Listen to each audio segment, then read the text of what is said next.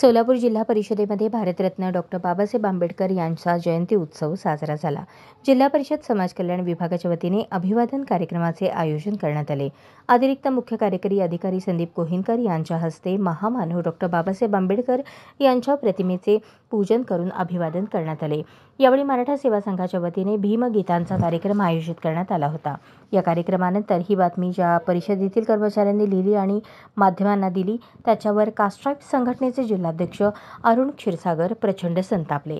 या बातमीसोबत फोटो अभिवादनाचा द्यायला पाहिजे होता, परंतु त्याने बाहेरून आलेल्या गायकांच्या सत्काराचा फोटो सर्वत्र दिला। त्यामुळे संबंधित कर्मचाऱ्याने डॉ. बाबासाहेब आंबेडकरांचा अवमान केल्याची प्रतिक्रिया क्षीरसागर यांनी दिली। जिल्हा परिषदेमध्ये डॉ. बाबासाहेब आंबेडकर मोठे, तिथे बाहेरून आलेले गायक, जाणीवपूर्वक त्या कर्मचाऱ्याने बाबासाहेबांच्या अभिवादनाचा फोटो माध्यमांना दिला नाही, असा आरोप क्षीरसागर यांनी केला।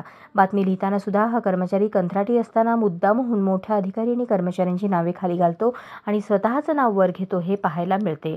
त्यामुळे तो जातीद्वेष करत असल्याचा आरोप क्षीरसागर यांनी केला। अशाच नवनवीन अपडेटसाठी जनता राज्य न्यूज चॅनलला सबस्क्राईब करा, लाईक करा आणि शेअर करायला विसरू नका।